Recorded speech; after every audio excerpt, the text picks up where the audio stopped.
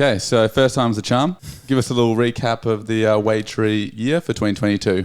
The year has seemingly gone very quickly, yet just reflecting over the past 12 months, it does actually seem like a world away.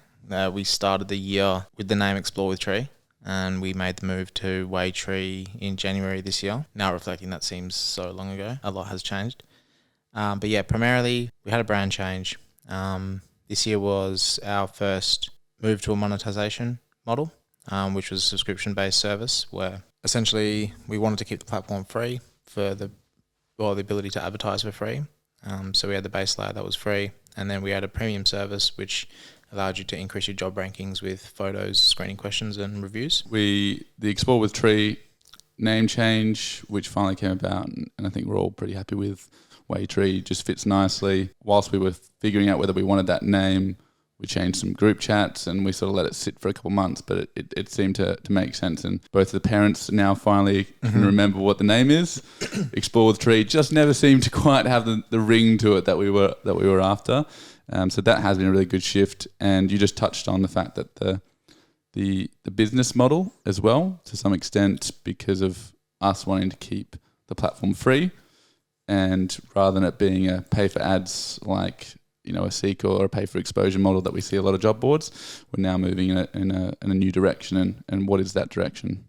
Yeah, so through the process, we spent a lot of time thinking about what is Waytree and what is the value that we're trying to provide to businesses and job seekers. And in that process, we realized we're a volume-based business. So we're for businesses who need to hire medium to large, from 10 to 500 people at the drop of a hat. And how do you do that in a really clean and effective way? And what business model does the platform need to be in order to be incentivized to provide that value very well? And where we ended up, we sort of moved down the chain. We moved from a subscription-based model where you pay a nominal amount, $100 every month for the year. And we realized the businesses that were using that were the really large organizations in which that money was irrelevant compared to their general operating expenses. But that left the majority of businesses who are small operators hiring 1 to 2 times a year, which is a typical seasonal employer. The value really wasn't there for them to engage in that, because we learned, why would you pay for something for the months that you're not using it? So where we ended up was we really wanted to provide the ability for businesses to be able to have a very cost-effective value for what they're after. So the only way we could really achieve that is to charge based on a candidate that the person wanted to hire. So where we ended up was the ability to list jobs for free now and in the future, ability to receive applications, in-depth resumes, screening questions, essentially all the information that you need to know whether that person is suitable for your business. And then you pay a nominal amount to be able to contact that person. So less than an hour's wage, and I guess, the important thing in that shift is at no point in time is a business giving up anything for something they can't see in front of them. They're not giving up for the hope of the value that they're after, which is a person that wants to work with them. They are getting that person in front of them, able to use all the information there to make a decision as to whether they want to proceed with that person. And then by virtue of wanting to proceed, then they would opt in to pay. Yeah, we really didn't want to go down the advertising model, be it advertising jobs or advertising other services on the platform as a revenue model, because we didn't really believe that was an efficient way for the platform to operate. I think people are just generally moving towards a pay-for-value model or desire.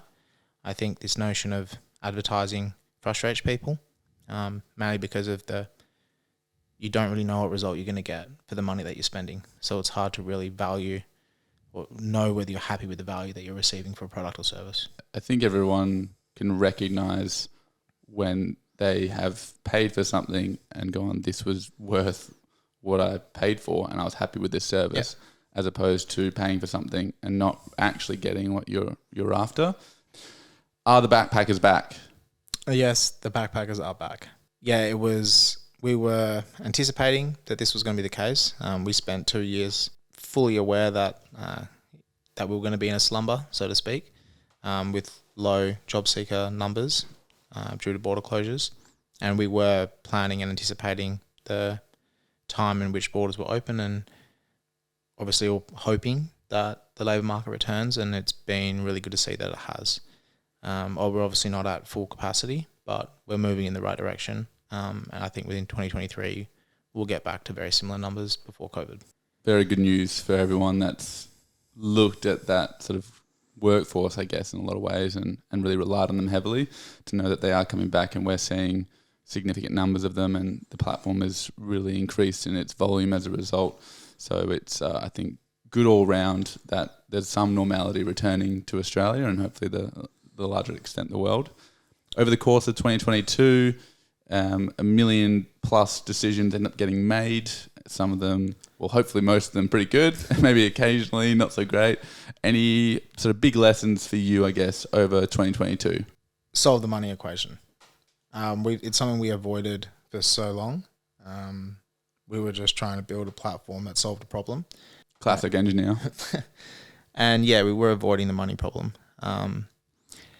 Yet ironically, in trying to address this, the true purpose of the platform kind of revealed itself to us, which has had a significant ripple effect on the planned functionality moving to 2023. We did touch on briefly beforehand, but now I guess we're seeing the fruits of our labour, the compounding interest that is now in front of us as a result of the long grind.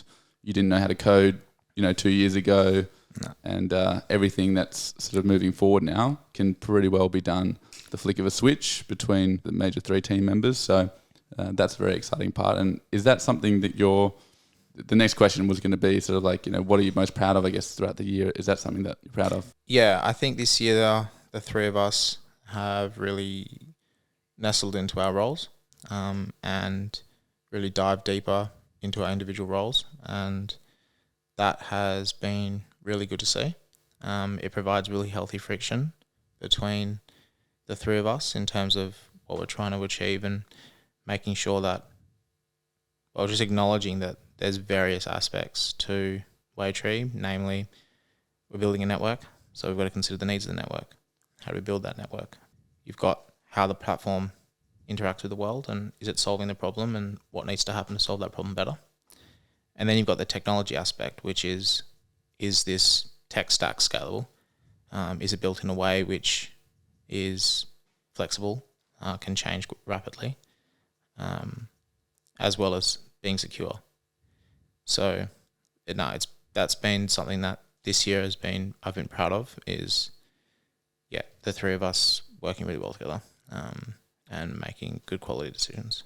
And looking forward now down into the future, for anyone maybe unaware of the vision, maybe just give a very quick's a hard word in this one, but maybe just give an overview of the vision, and then scale it back as to what that's going to hopefully look like for us next year as well. Long term, we're trying to provide the ability for people to be able to find work wherever they want to go. So we want the ability for people to be able to look on a map, scroll through time, and see where work is available around the country and in the future in the world. That's the vision that we're working towards. As for next year, the primary focus of it will be to make the exchange between businesses and job seekers faster. So to be able to work out which jobs to show to which people, so we can get a faster exchange of value, as well as reducing the time on site for both user groups. So making the job listing process as fast as possible, making the reviewing applicants process as fast as possible, and for job seekers, make building your resume almost effortless, as well as being shown jobs that you're interested in before you probably know that you are. So really the trying to maximize the experience or the value that someone can get in the shortest amount of time, so that we're moving away from, I guess, what has been the attention sort of marketplace, moving a little bit more to sort of what be the preferred return marketplace. So this was one of the unexpected consequences of the pay-per-value model. As a platform, we're incentivized to have the best looking jobs, convey the right information to job seekers, because that gets more people applying. But from the job seeker side, we're incentivized to help job seekers show themselves better on a resume, because that incentivizes businesses to contact them, which is how we get paid. Which just matches up really nicely with, I think, what has undergirded a lot of Waytree philosophy,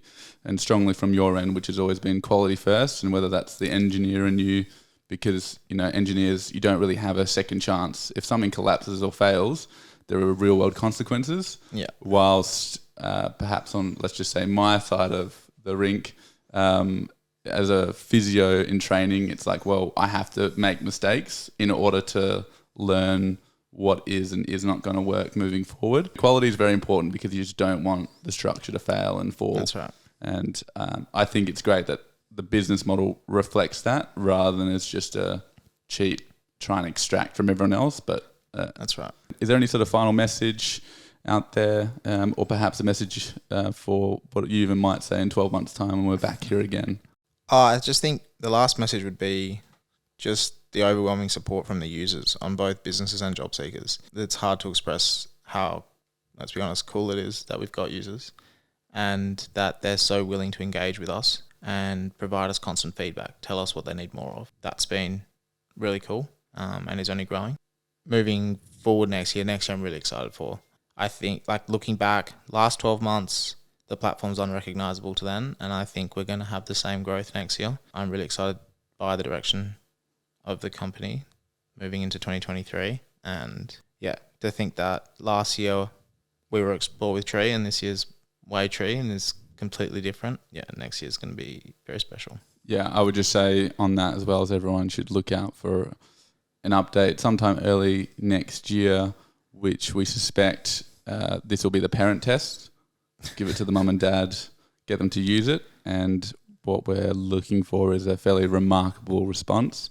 And I think some of the new technology that's out there and how we're looking to integrate it is very exciting. So that's definitely something to watch, and maybe we'll talk a bit more about later on. Merry Christmas and a Happy New Year Merry Christmas, everyone. Everyone.